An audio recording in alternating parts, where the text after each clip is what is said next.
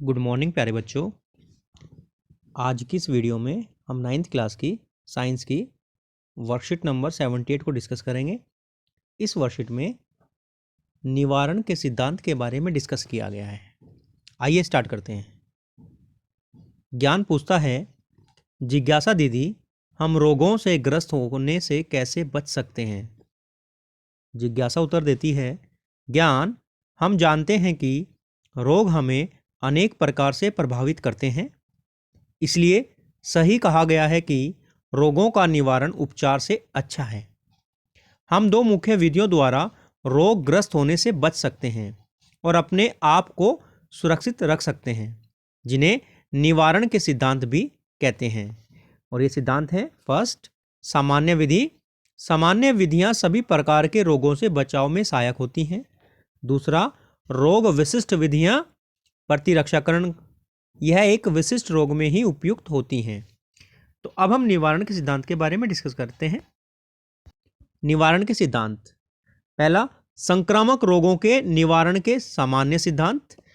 तो ये सामान्य सिद्धांत, रोगाणुओं के संपर्क में आने से बचना, जैसे वायुजनित सूक्ष्मजीवों से बचने के लिए भीड़ भाड़ वाले इलाकों में जाने से बचना और सामाजिक दूरी अपनाना।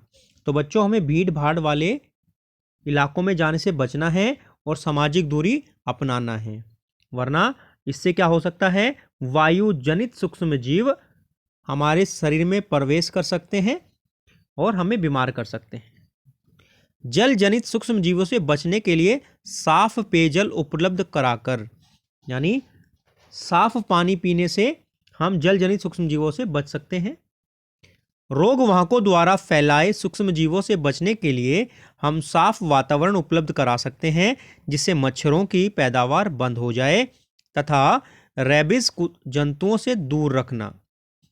तो आसपास सफाई रख सकते हैं, जिससे कि मच्छर वगैरह से बचा जा सके और ये रोगवाहक हमें रोग ना फैला सके। अतः संक्रामक या संचारित रोगों के निवारण के लिए जन स्वच्छता आवश्यक है। अब बात करते हैं अपने शरीर के प्रतिरक्षा तंत्र को शक्तिशाली बनाना। प्रतिरक्षा तंत्र क्या होता है बच्चों? ये हमारे शरीर का वह तंत्र है जो कि बीमार से लड़ने की क्षमता हमें देता है। यानी हमारे शरीर में बीमार से लड़ने की जो क्षमता होती है वही प्रतिरक्षा तंत्र कहलाता है। हमारे शरीर का प्रतिरक्षा तंत्र सूक्ष्म जीवों से लड़कर हमें रोगों से बचाए रखता है। हम अपने शरीर के प्रतिरक्षा तंत्र को निम्न तरीकों से मजबूत बना सकते हैं। फर्स्ट क्या है?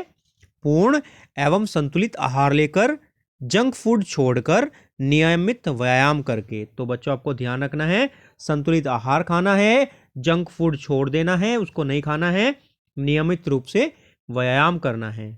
सेकंड, व्यक्तिगत स्वच्छता और पूर्ण निद्रा से, यानी हमें अपने शरीर की सफाई रखनी है, आसपास साफ रखें और पूरी नींद लें, पूर्ण निद्रा, समय पे सोना है, समय पे उठना है। शराब, तंबाकू, धूम्रपान और ड्रग्स आदि से बचकर, तो इन सब चीज़ों का सेवन बिल्कुल भी नहीं करना है, इनसे बचकर रहना है। स्वयं उपचार ना करना, स्ट्रेस आदि से बचना, यानी अगर आपको कोई बीमारी है तो उसका उपचार खुद ना करें, डॉक्टर से दवाई लें, डॉक्टर से सलाह लें और स्ट्रेस से बचें, बेकार के किसी तनाव में ना आए।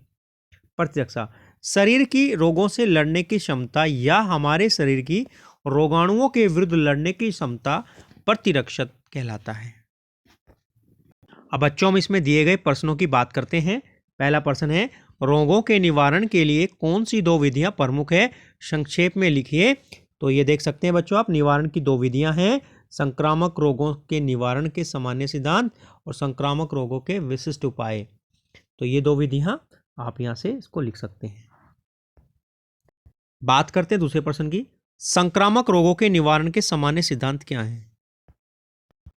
तो बच्चों, इस प्रश्न में आप लिख सकते हैं, संक्रमण से बचाव और हमारे अपने शरीर के प्रतिरक्षा तंत्र को शक्तिशाली बनाकर।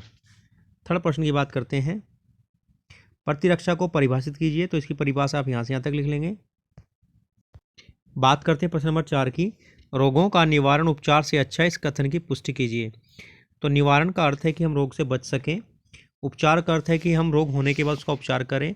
अगर रोग का निवारण हम करेंगे तो रोग हमें नहीं होगा, हमारा शरीर स्वस्थ रहेगा और हम बीमारी से बचे रहेंगे।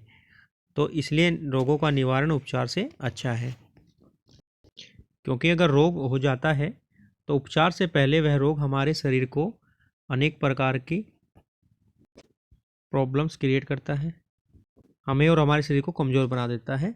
इसलिए रोगों का निवारण उपचार से अच्छा है। तो बच्चों, ये वर्कशीट नंबर 78 थी, इसको आप ध्यान से पढ़ेंगे तथा सभी प्रश्नों को अच्छे से करेंगे। मिलते हैं अगली वर्कशीट के साथ।